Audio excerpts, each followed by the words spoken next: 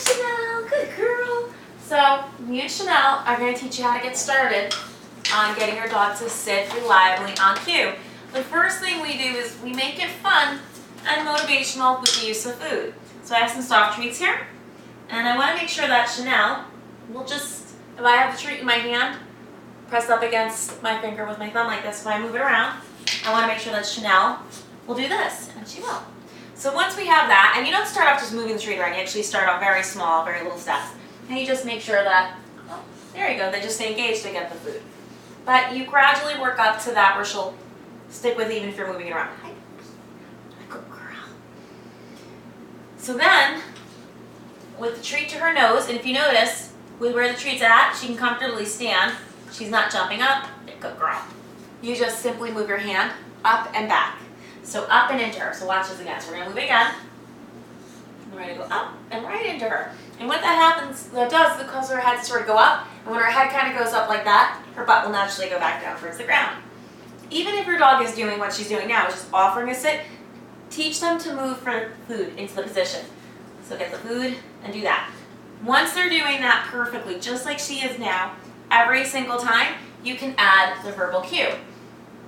And so everyone that I know uses the word sit, and you want to make sure that you say her name to get her attention, let her know you're talking to her, say the command, then you move. Here's Chanel. So be Chanel, sit, food to nose, up and back. Good girl in fetal position. Yay, good girl. Chanel, break. That's her release cue. And we're going to do that again. So I'm going to say her name, I'm going to give the command, and then I'm going to move. Chanel, sit. So we're going to get her up. And you go back and into her. Good girl. Obviously she knows this, so that's why she's doing so well. Good girl. Up, sit. Good girl. Chanel, break. All right. So that's the first, so that's what you want to do. That's how you want to start it. You want to start off making sure that anytime your hand goes to her mouth and you go up and back, she goes right into a sit. Then you add the verbal, so come on, baby, Chanel. So you go Chanel, sit. Immediately bring hand to nose, get her into position. So the word sit predicts you moving her into position. From there, I introduce leash pressure. And the reason why I introduce leash pressure is there's going to be a lot of times in your dog's life where your dog is not prepared for the distractions. So, you know, maybe you're out on a walk and you're meeting up with a friend and she's doing all this silly nonsense and you just want her to sit still, right? Or as people are coming over and you don't want her jumping on your guest, you want to be able to have your dog sit, and then sometimes your dog isn't going to be reliable to hold that sit, so you want to get them into position and have them do it comfortably.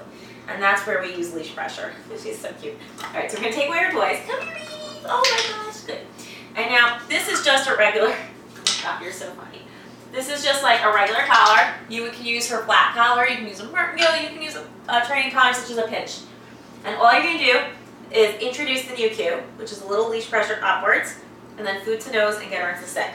And that's all I did. It's just a little pressure upwards, and then 1 second, and then the food comes and lowers her into position. So you'll notice that once you get one thing, the new cue, you add it, and then a second later, it predicts the previous cue. That's all. That's how all of this works, by the way. So the new cue predicts the previous cue. All right, so we're going to get her up. Little pressure up. Little pressure up, and then you move your hand and lower. That was bad on mine, so let me try that again. So little pressure up, food to nose, lower into position. Break.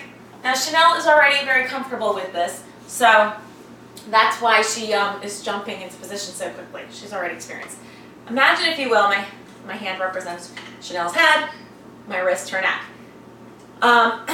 So what we're going to do is we're going to do a little bit of pressure upwards, and we're just going to kind of pop that pressure up, and then she should move into position. So she turns that pressure up. So you do a little bit of pressure up, either a little nagging motion or just kind of straight, and they move into position. And they turn that pressure off for you.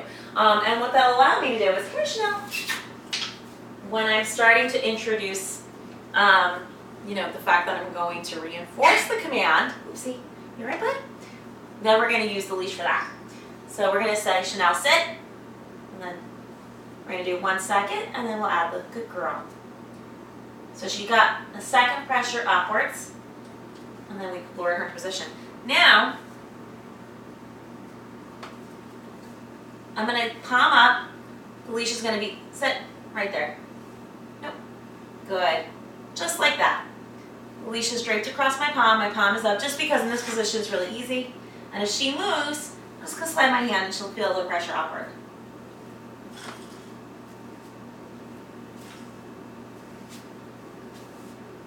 We're going to drop food. Sit. Excellent. And so that allows me to give her a really nicely timed correction that she understands. She understands when she feels the pressure on the leash going upward, she's supposed to sit.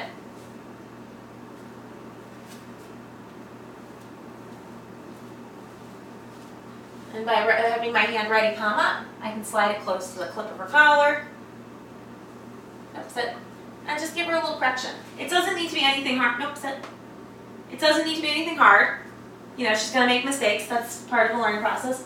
See all this moving? We're going to try to stop that. Sit. Good girl. It's not meant to be hard. It's just meant to interrupt her as she gets up and breaks position and help her understand what I want from her. Sit. Good.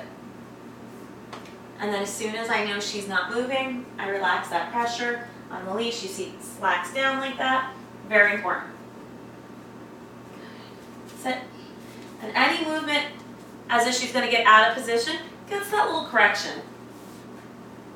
Chanel, break. And that is how we use, how we introduce the dog to learning to sit, obeying for the verbal, and then eventually following through with leash pressure.